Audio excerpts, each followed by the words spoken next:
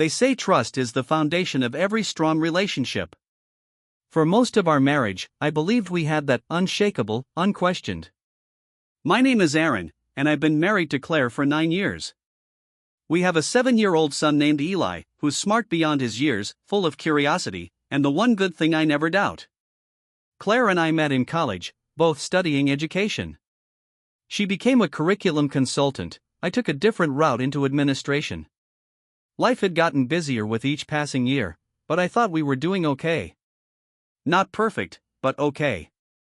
The night it all started was like any other. Claire had suggested we both attend Eli's parent-teacher conference together. Normally, I go alone since I handle most of Eli's school involvement, but Claire insisted this time. It's important we show a united front, she'd said, brushing her hair in the mirror, not even looking at me. I remember thinking something was off. Not in her tone, she sounded normal enough, but in her energy. She wore a fitted dress I hadn't seen in a long time. Not inappropriate, just intentional. Like she wanted someone to notice. We arrived at the school a few minutes early. Eli's teacher, Mr. Bennett, was new that year. Late 30s, polished, charismatic, the kind of guy who always made you feel like you were the only person in the room. Claire had mentioned him once or twice, always casually. He greeted us with a firm handshake and a charming smile, then led us into his classroom, which smelled faintly of dry erase markers and coffee.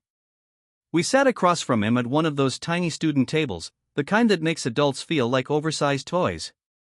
He began talking about Eli's progress, his behavior, his aptitude for science. I listened, nodded, asked a few questions. Claire laughed at something he said too easily, too brightly. It wasn't until halfway through the meeting that I noticed the way they kept locking eyes. It wasn't just polite engagement. There was a current passing between them, electric and just beneath the surface. I tried to push the thought away. I told myself I was being paranoid. But then Mr. Bennett suggested we discuss some of Eli's projects in more detail if you have a few extra minutes, he said. I could show you some of the creative work he's been doing on the computer. Claire jumped at the idea. Sure, I'd love to. The way she said it, like she was eager to be alone with him, set off something primal in me.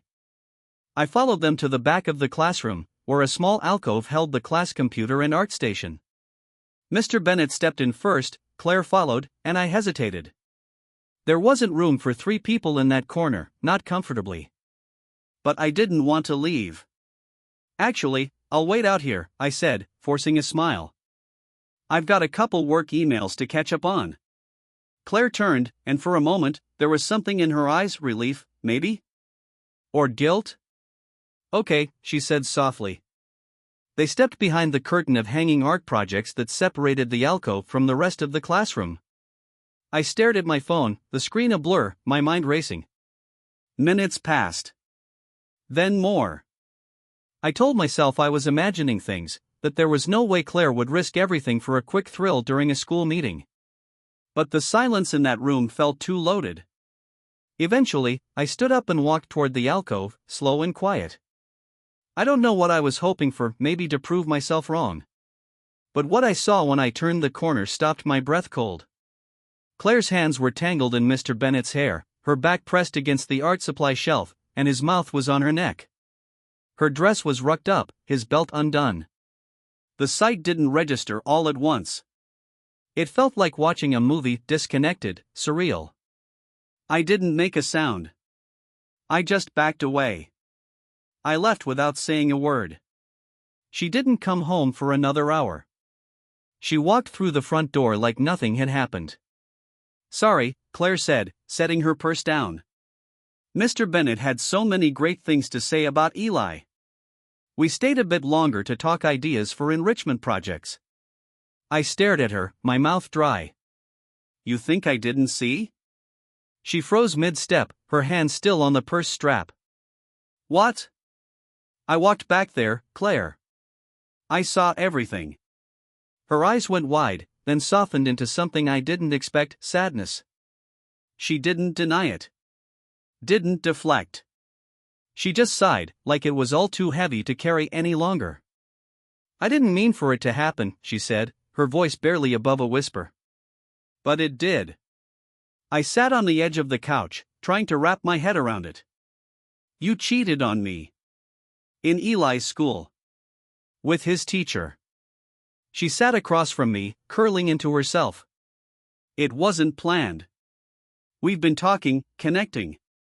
He listens in a way you haven't in a long time. I wanted to laugh, scream, tear something apart, but I just stared at her, trying to understand the person in front of me. She wasn't the woman I married. She wasn't even the version of her I'd been clinging to these past few years. Claire, I said slowly, we've had problems. But I didn't think we were broken. You're not broken until you realize you've been living as strangers under one roof, she said. You don't talk to me. You go through the motions. I needed to feel something. And so your solution was to hook up with a man our son idolizes? Someone we're supposed to trust? Her lip trembled, and for a second I thought she might cry. But no tears came. Do you love him? I asked. No. It wasn't love. It was escape. I looked at her, really looked. For the first time in a long while, I saw not just my wife but a woman lost in a life she hadn't planned for. But I couldn't excuse it. Not this. You've damaged more than just us, Claire. This affects Eli. You know that, right? She nodded, eyes down.